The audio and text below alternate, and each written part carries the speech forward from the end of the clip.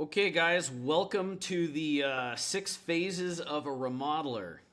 This is based on firsthand experience as either an owner or an executive. I've taken companies from nothing up to about 14 million. Above that, I'm sorry, I'm useless as I don't know, whatever analogy you want to use. I'm trying not to be offensive anymore. But again, because I haven't grown above 14 mil, I don't feel qualified to advise you there. But anyway, let's talk about the very first phase. This is 0 to 1.5 million. How I want to orient you to what we're looking at is if you see the word SOP, this directly correlates back to our classroom for the name of the SOP. Okay, that means somebody is responsible for a process that has a best practice that is constantly innovated and improved by the Remodel Commander community. If you don't see the word SOP, that is a task. That is a very important task that falls within one of these SOPs that, due to the nature of remodeling, is usually different every time and requires you to figure it out because we can't do it for you. For example, estimating your jobs. Got to do that on your own. Anyway, okay. So this will be team management SOP. Team management. So what you'll see here, guys, is in phase one, you're the owner. You're doing everything. You're managing design. You're talking to realtors and designers for your referrals. You're recruiting subcontractors. You are the project manager. You are running pre-con. You are running sales. You're reviewing the estimate, you're writing the contract, you're managing the team. Here's the deal. When you're the only employee and you're doing all of that, I have never in my career seen a general contractor get above 1.5 million when the owner does all of this. And when the owner is doing all of this and hits 1.5 million, that's like an 80, 90 hour work week. Especially if you're a psycho like my man Kyle and you even stretch it from NSS home and you stretch it out to 2.5. Bonkers. Well, he had a PM, so I guess that's really phase 2. That's next phase, but never mind. You guys get the picture. Okay, so everybody on your team at this point, except for your punch list guy, is 1099, right? And in some cases is virtual. So let's talk about how to, if you're doing all of your estimates yourself with no help, I've very rarely seen somebody get above 500K. Very rarely. Okay. So the key to unlock, to get to the top end of phase 1 is to hire a virtual estimator. Inside a Remodel Commander, we have the staff estimator. You just go into, you just go into our boardroom, and you'll see it right above, right here. Staff estimator requests, right? But here's the deal. He's going to write your specs. He's going to get your takeoffs. He's going to give you your material quantities. He's going to give you your estimated labor times per spec, and he's going to do his best for your material allowances, and he's going to do his best for your labor allowances. But understand this, with his cost allowances, he is only 98% accurate on rough installation material. So lumber, drywall, paint, okay? Anything that requires a selection from the homeowner is wildly inaccurate. The labor costs, the time is correct, but the cost per hour is wildly inaccurate because it's pulling from national averages from RS means, even though he's using the book code for your zip code. Right. So the reason why it says estimate review and approval is it's still incumbent upon you to go in and adjust the labor allowance and the fixture and finish material allowances, anything that requires the homeowner to choose. in order for you to have an accurate estimate. So by having this virtual estimator, this is going to save you 15 hours per project and is going to 7x your ability to bid, which is going to 3x your company. Which is why by just adding this virtual estimator, I can mathematically guarantee you'll go from 500K to 1.5 million. Okay, the next piece, this is a cost center, unfortunately.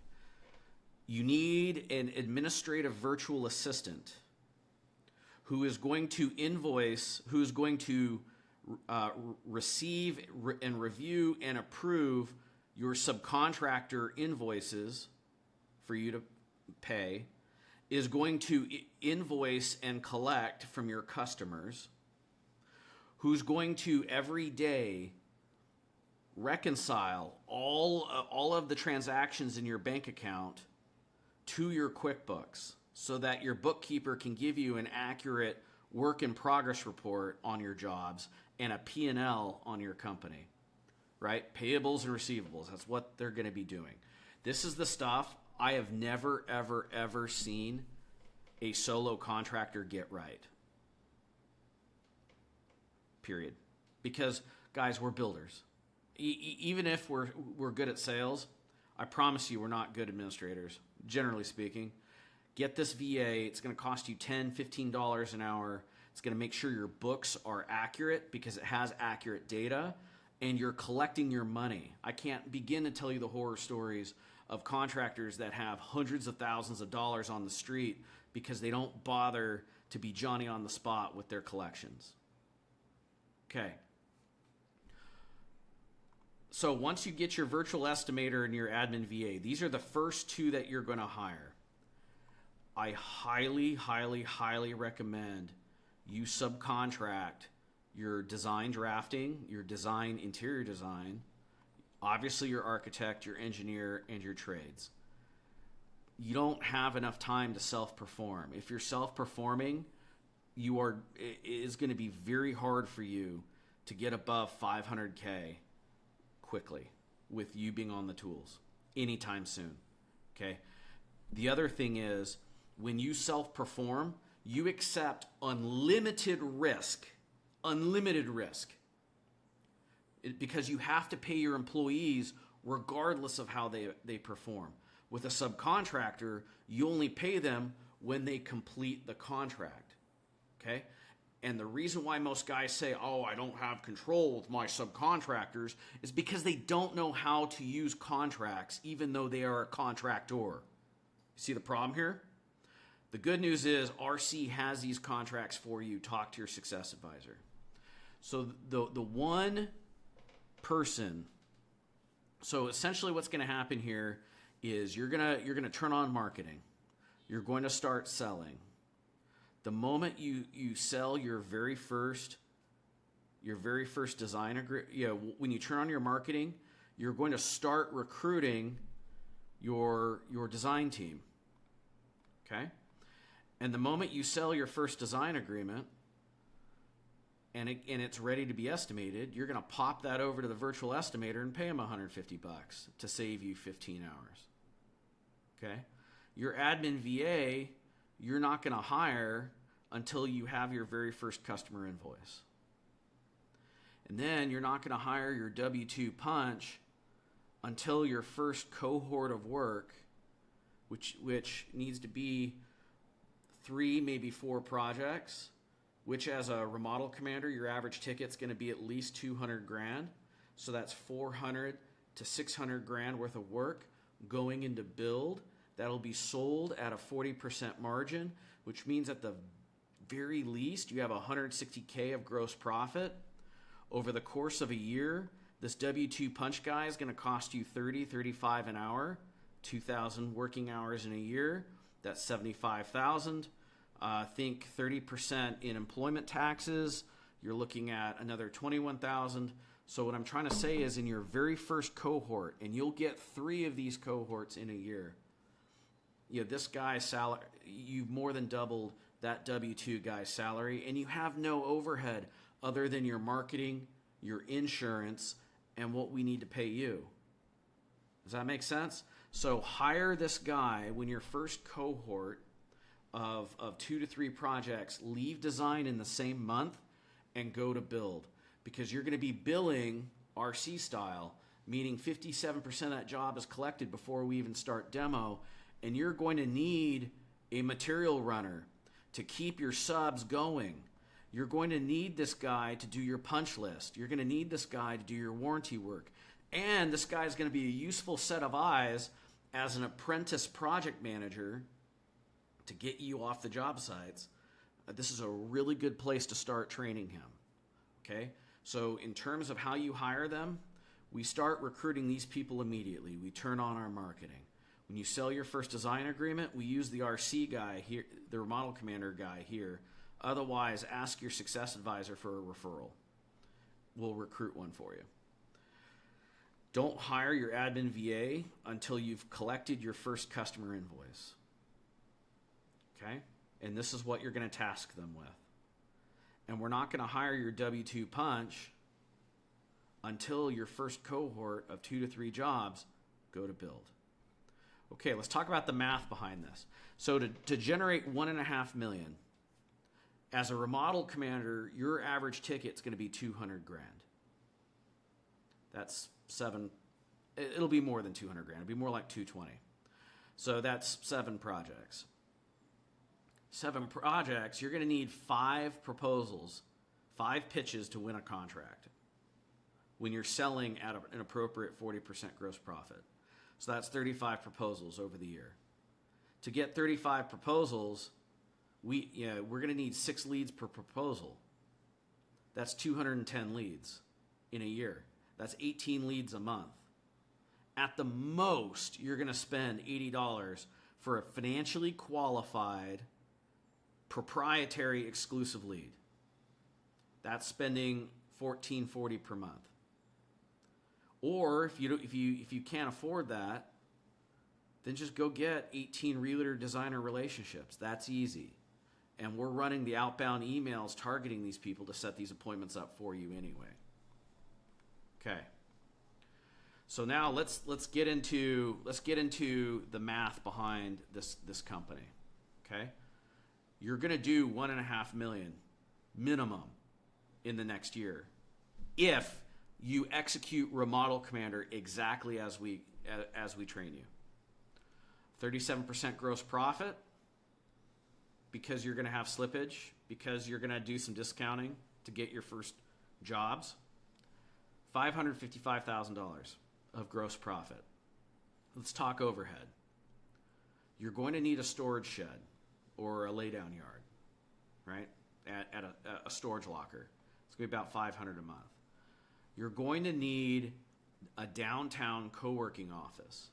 Why? Because of the fancy-ass conference rooms to bring your clients to meet with you at your office. We are not presenting in their home, and we are not presenting in your house. We're not presenting at a coffee shop. We need a professional conference room. The other reason to be downtown is for local SEO purposes, so you show up in the map. Also, the reason why we want to be downtown in a co-working office, not a co-working desk, but an actual office, is so that we can get approved into Google Local Services. That'll come into play later. Okay. So your ad spend, you're spending $1,500 per month, right? You're gonna do 30 proposals in a year. Each proposal is only going to cost you $150. Your admin VA for the year at $10 an hour is a little over $20,000. Your punch list guys at $35 an hour, 160 hours a month. Yeah, that's 40 hours a week, 12 months a year. That's $67,200, right? Their payroll burden that you're going to pay the government in employment taxes, probably another $20,000. Probably less, but I'm overestimating here. Your insurance, $1,500 a month is pretty aggressive. Gas vehicles and vehicle insurance, that's another $2,000 a month to put 2 trucks on the road. Your remodel commander working with us, $20,000 for the year when you renew. your software with JobTread at $200 a month. Networking, so your coffee meetings, your lunch meetings, I'm giving you an expense account of $50 a day, 5 days a week, 50 weeks a year. And your HBA, your National Kitchen Bath Association, your American Society of Interior Design membership, these trade associations, so that you get in front of designers, you get in front of bigger builders to feed you, you get in front of high quality subs, $4,000 a year probably. So the cost to run this business is going to be $226, almost $250,000, but you don't need $250,000 right now. Okay, let me explain how we're gonna make the customer pay for this. Okay, so here's the breakdown. There's your $1.5 million, right? That's going to yield you a little over $500,000 in gross profit. Your overhead's going to be about $250,000, about 15% of revenue, right? You're going to take profit first, 10% of that 1.5, but that's not going to you. That's going into your investment account to grow the company. You're going to need that to hire your project manager so that you can level up to the next level, right? The remaining money is $178,000 that you're going to pay yourself. But after your taxes, which I've found to be typically 7% of revenue, you're looking at taking home after taxes about $73,000, $73,240, which is about average for your average self-employed contractor. Okay, but it's not great. And quite frankly, you could earn way more working for somebody else. This is a dangerous spot to be in. And it's going to take you a year to grow out of this. So this is part of paying your dues as a business owner, is taking that substandard paycheck so that we can grow the company. Now, if you just collected that $150,000 up front, then, and you didn't reinvest that back in the company, then yeah, you would have taken home $223,000. And this is where it gets tricky, because most contractors, when they get money, they spend money. So when you're taking home $223,000, which is a top 1%er income, you know what's going to happen? The kids are going to start going to private school. You're gonna get the Mercedes. You're gonna get the Raptor truck. You're gonna get the beach house. You're gonna get a boat. You're gonna go on vacations because you're working your ass off and you quote unquote deserve it. And this is why 96% of contractors never get above $2 million. It's not because they're stupid. It's because they're undisciplined and they can't control their spending habits to delay gratification. Take your profit first, your 10% profit first, put that back into the company so we can get bigger than 2 million. Okay? That's my TED Talk on getting out of phase 1. In the next video, we'll go to phase 2.